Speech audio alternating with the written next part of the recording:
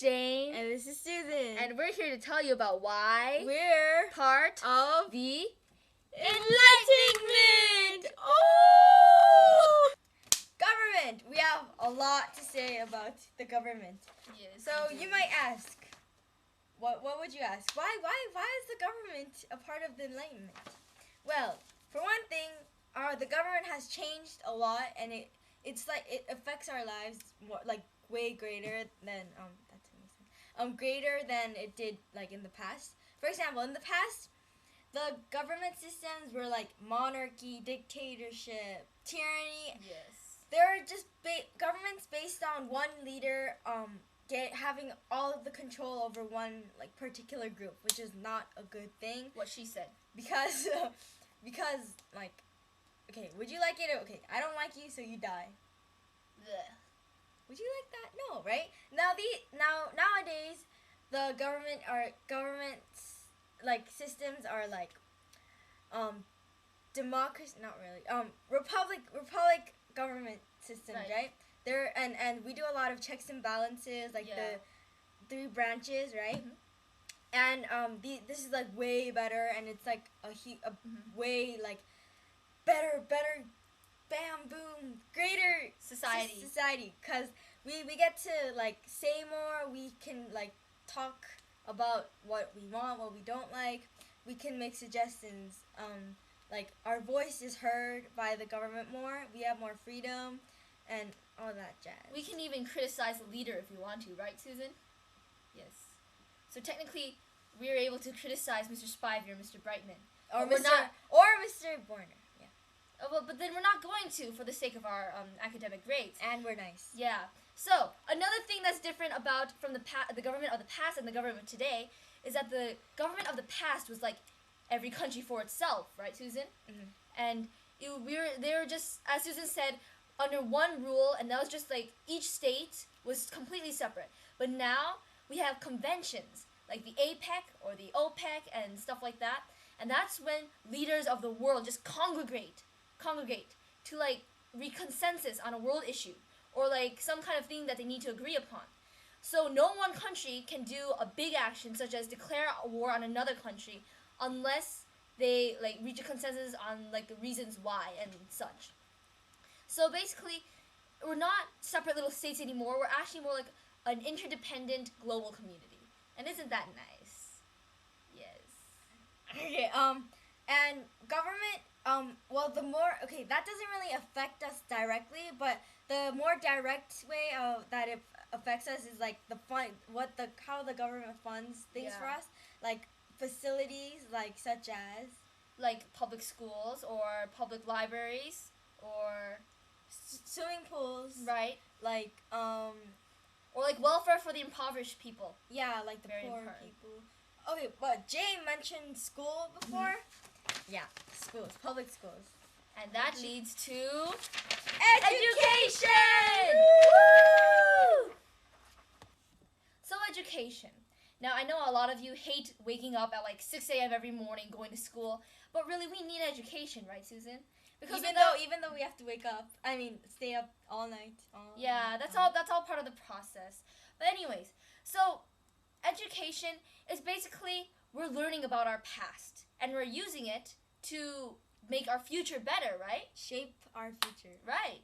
So, like, let's say in this class, for example, Mr. Brightman and Mr. Spivey are enlightening us about the Enlightenment, you know? That's how we are becoming a part of the Enlightenment. So if we learn about past people who have influenced us today and the Enlightenment, such as Isaac Newton or like Anton van Leeuwenhoek, who made the first microscope, by the way, Galileo Galilei, like if we learn about those, then we can use those people as inspirations so that we can maybe aspire to do something great in the future. Achieve something like they did and make a difference in the world. Yep. Like me.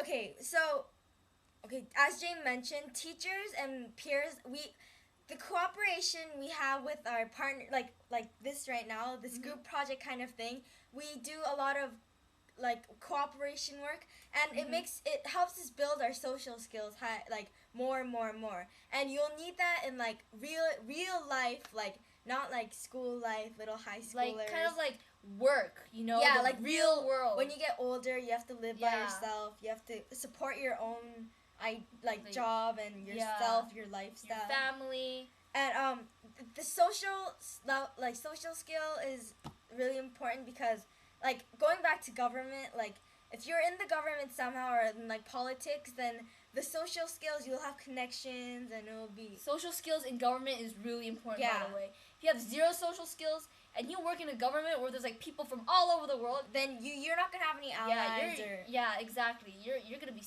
like messed, man. Okay. So now let's go to a more personal level. Let's talk about how KIS helps us. KIS. So our school, Korea International School. So you think, oh, I hate KIS. Yeah. There's like, oh, I hate KIS. Like the teachers, the time, the homework. Yeah, the homework. The homework. But you know, in the end, this is really gonna help us because what Susan said, social skills.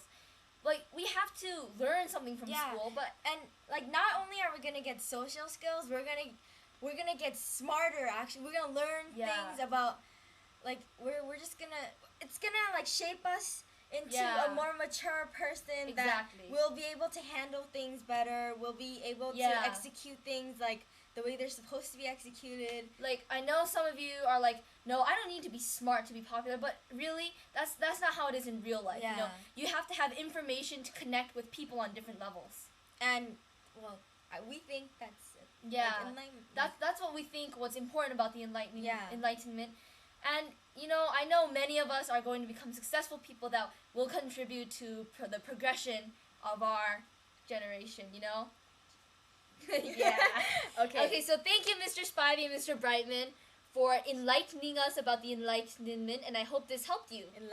Enlightenment. I'm sorry, I can't pronounce that. Okay. Bye. So I hope okay. Hello, Dr. Moon. I have a question to ask you. I've asked everyone, but no one seems to know the answer.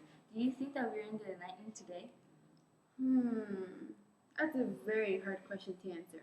As a scientist, I believe that we are indeed the Enlightenment era. First of all, there is the advancement of medication.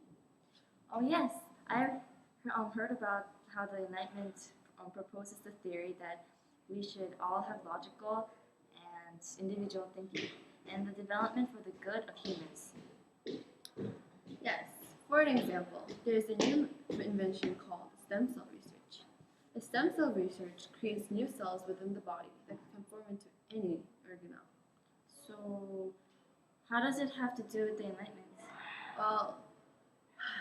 Well, one of the aspects of the Enlightenment is that we should have logical thinking. The stem cell research is good for the good of humans, since it cures deathly diseases, right? Mm-hmm. Also, it involves independent thinking and logical thinking, which is a big, big part of the Enlightenment. Well, what are some of the other examples? These days, people are trying to discover cures causing a benefit to the humans in general. I see. Well, this question has to be fairly thought out and made me use my intellectual thinking. So the conclusion is, we are the Enlightenment. Yes, thank you so much for helping me understand more about the Enlightenment. No problem. Thank you.